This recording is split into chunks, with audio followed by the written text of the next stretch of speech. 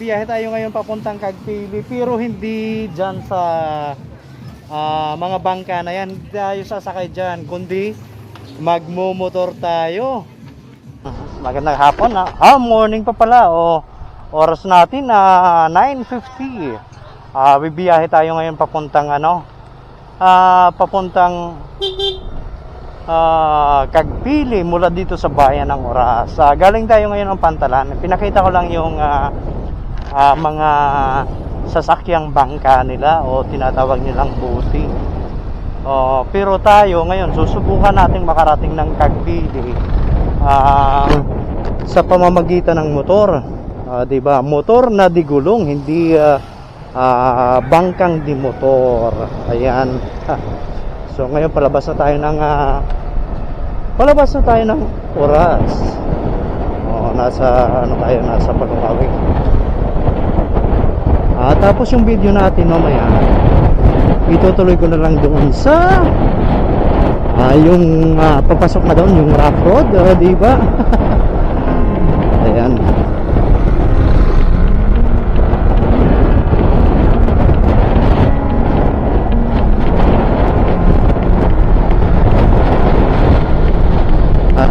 Sana hindi nag-uulan doon para makapasok tayo talaga doon, hindi tayo maglalakad. Ayan, may magandang coffee shop pala dito. Ayan yung Rosales.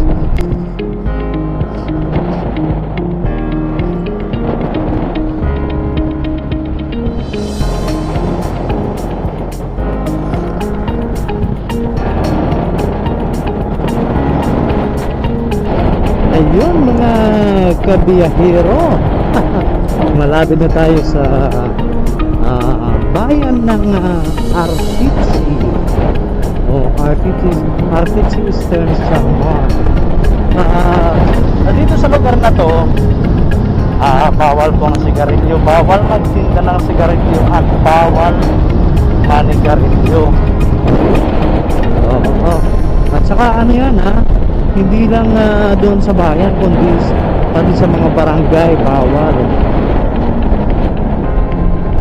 Kaya baka yung ibang mga rider, ayan laki you are entering no smoking zone. Ayan, so pakatandaan nyo yan baka mamaya yung ibang mga rider pagdating dito sabihin natin mag-relax kayo.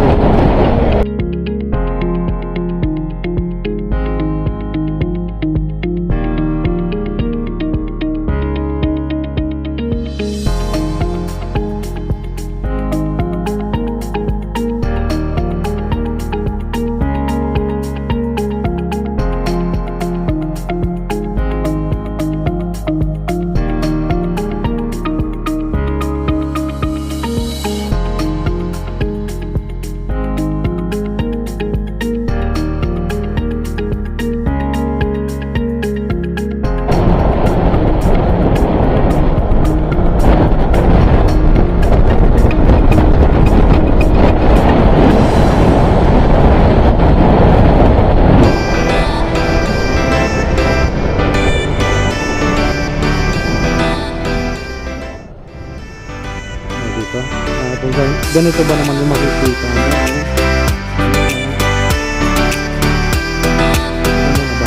basta yung links natin.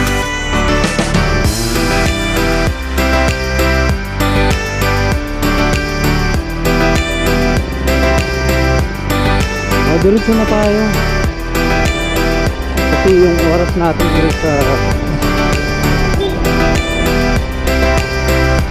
10:30 na.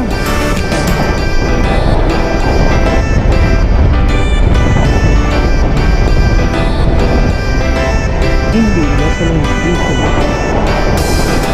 Fiesta na rin nga pala dito. Fiesta nila is sa katapusan ng buwan. Ayan maganda.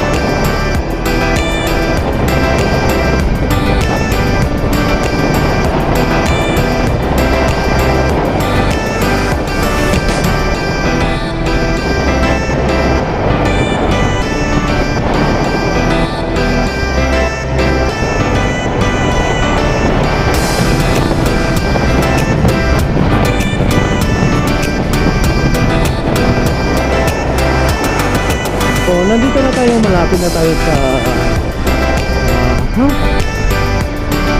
pag-akyat sa bundok na yan. Pagbaba ay tayo na barangay na RPC.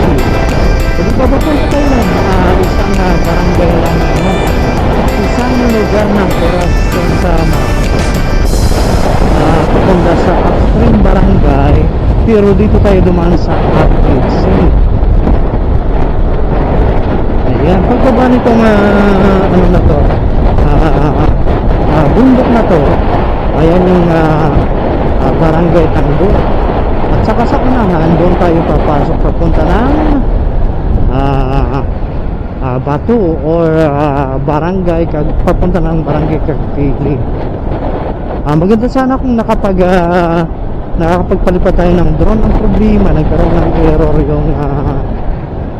ng error yung application natin sa Android, kaya DJI ayaw magbukas yung application, kaya wala, hindi tayo makapagpalipad ng drone.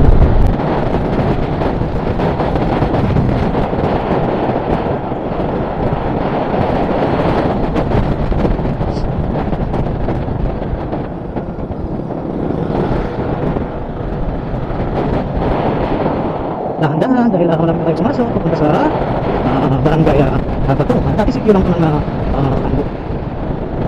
saka yung kanila dati, pag namimili sila ng mga kung gamit nila pagkakin, pupunta pa sila dati sa Kagpili. Ngayon mas access sila sa kalsada ng RPC, kaya ayun, dito na sila sa ano, sa namimili or RPC.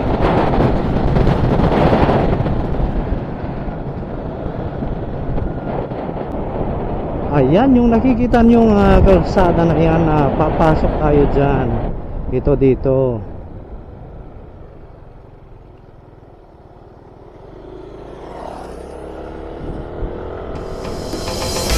Ayan, papasok na pa tayo sa papuntang barangay Bato. Medyo maliit lang yung kalsada, no? Pero susulitin natin yung konti kung biyahe na to. Bakit parang ang daming nag-iwan dito ng motor? Siguro baka mamaya hindi talaga makapasok doon. Ayan.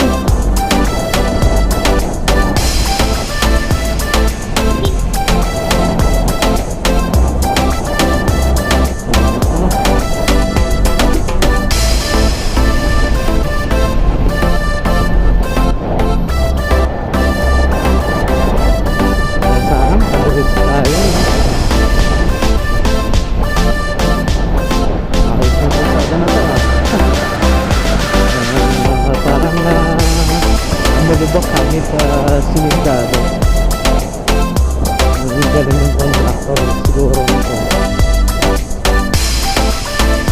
Galing ng drawing.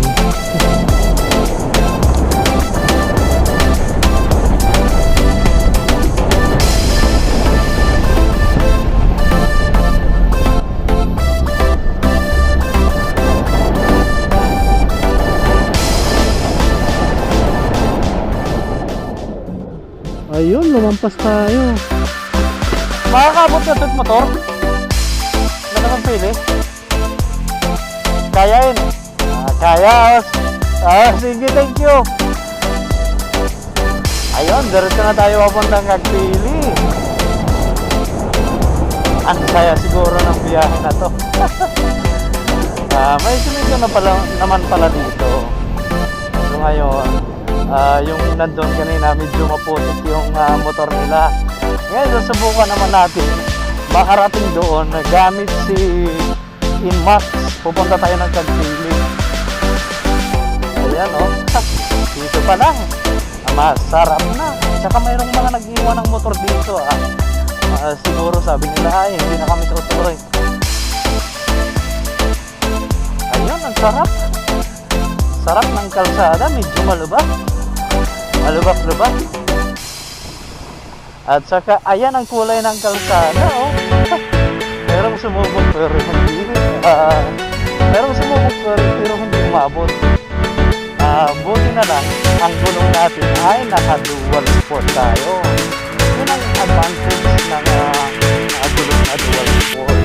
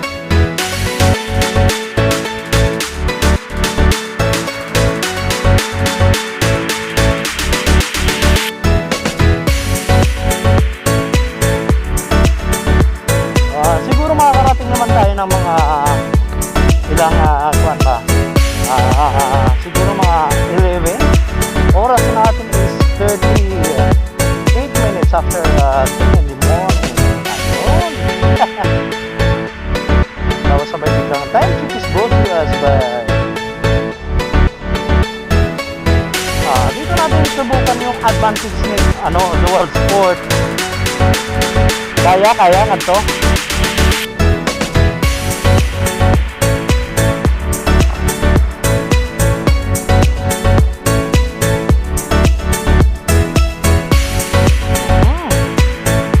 Ayan, medyo ano talaga.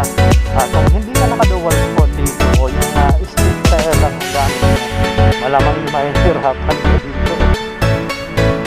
Kaya naman pala ni dual sport.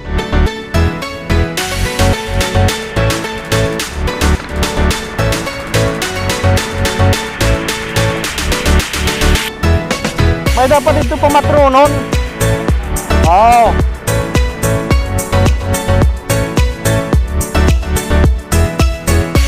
Medyo matatarik pa talaga tong mga ano na to, no?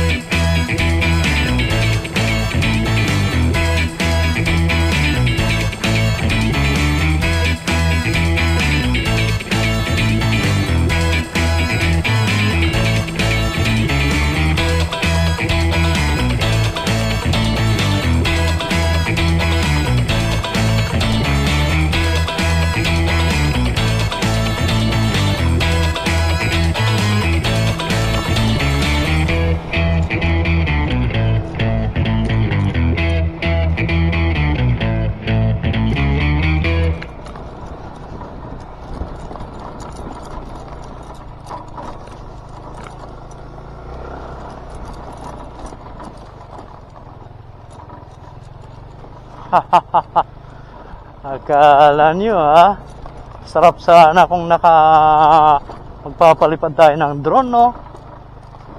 Ayan. Anong lugar na ba to?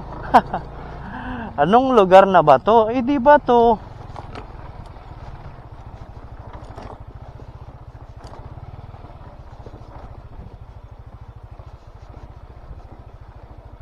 Ang tanong, kaya bang akyatin yan ni Inmax mamaya pabalik? Itong malalim na ano na to. Medyo talagang mahihirapan pa dito yung mga ibang motor, no? Pero tayo pipilitin nating makarating si Inmax ngayon,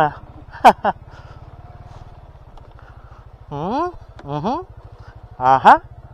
Ngayon magagamit ko yung advantage ng dual sport na gulong. So dito tayo para walang dulas. Ayan. Tawid tayo dito. Tapos tawid ulit tayo dito.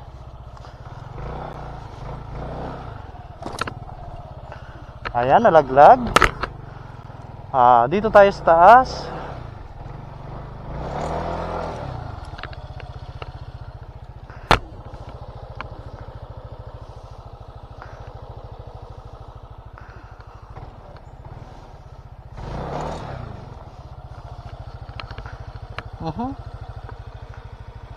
Hindi ba umakyat?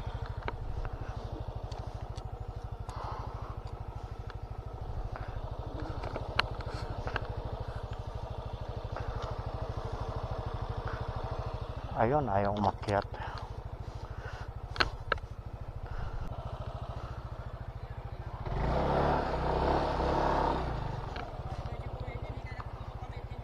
Sila rin makore dito, okay na.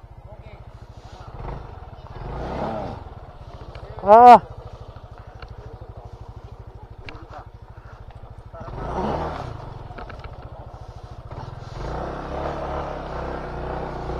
Aha.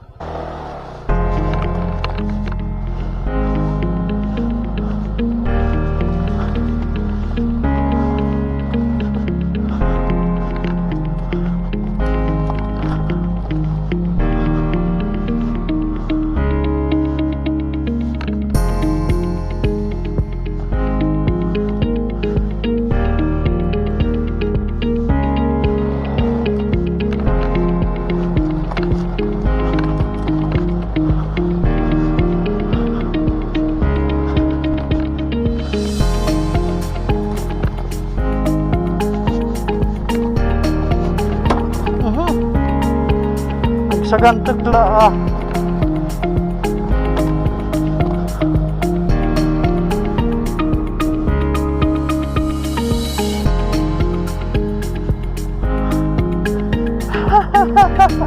Ang sarap. Yun pala ang problema ko doon. After doon wala na. So ayan. Akyat tayo dito. Pagka-akyat baka ano na, malapit na tayo sa Tagpili. Makakapamiesta na tayo. Ang hirap ng pinagdaanan natin, no?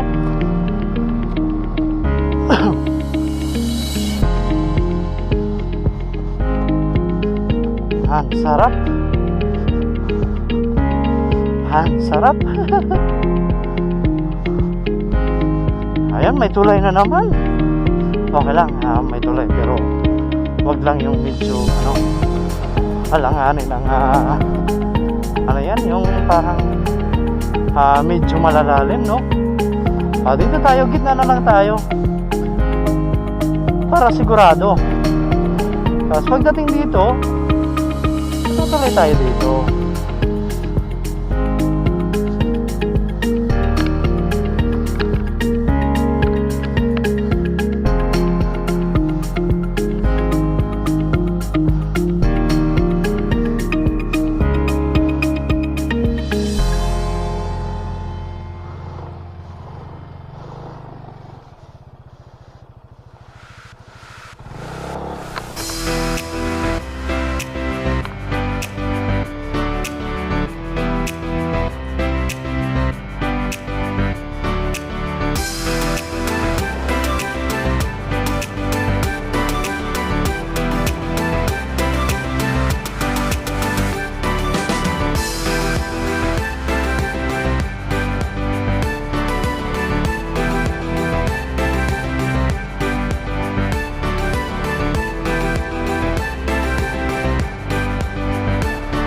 Ito naman talaga ang goal ko, makarating ng Tagpili na naka-inbox.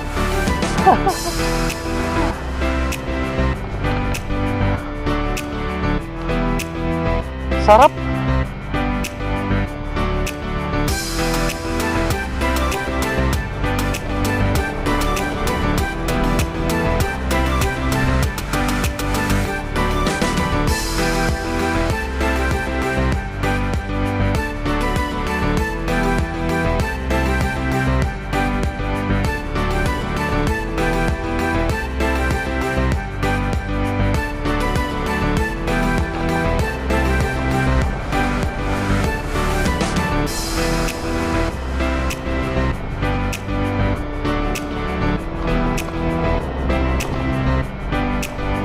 Galing na naka-dual sport, no? Kung makinis yung gulong natin, sigurado, nako. Doon pa lang. Mahihirapan na tayo. Inubo ako ah. At saka wala man lang akong baang tubig. Pero sabi nila, yung mga marami daw nagpupunta rin yung nagtitinda lang isda. Naka-XRM or yung version ng Euro or Chinese motorcycle na parang XRM. Nakakarating daw dito.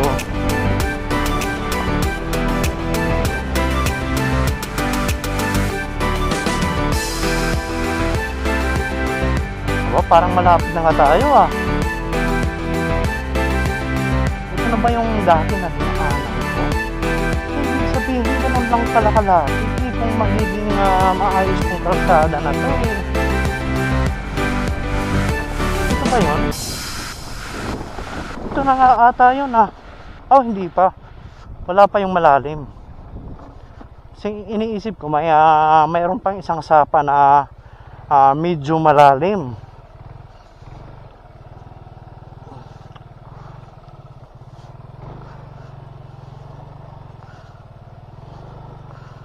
Ayun, kaya naman pala eh.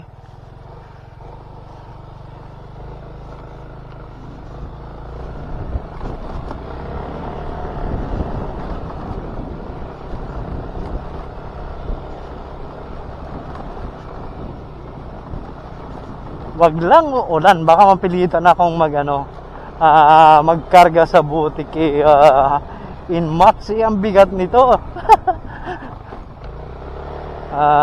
Siguro maya kahit kumain lang tayo ng konti tapos ayun, ito yun, ito na nga pala yun, lapit lang pala.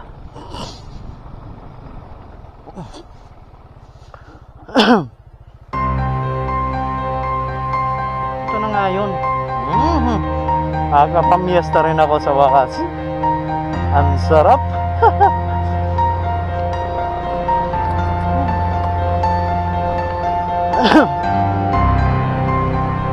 Yan, pag diretso natin. Naka-record pa ba?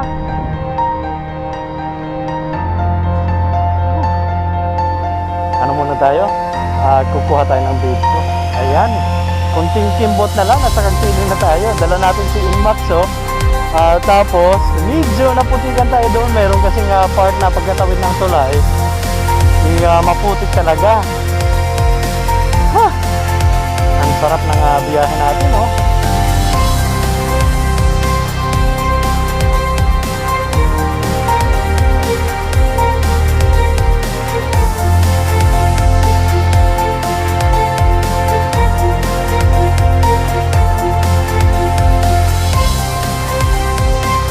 Meron pang welcome ano yan, welcome rotonda o welcome ayan, dito tayo dito sa dito na tayo sa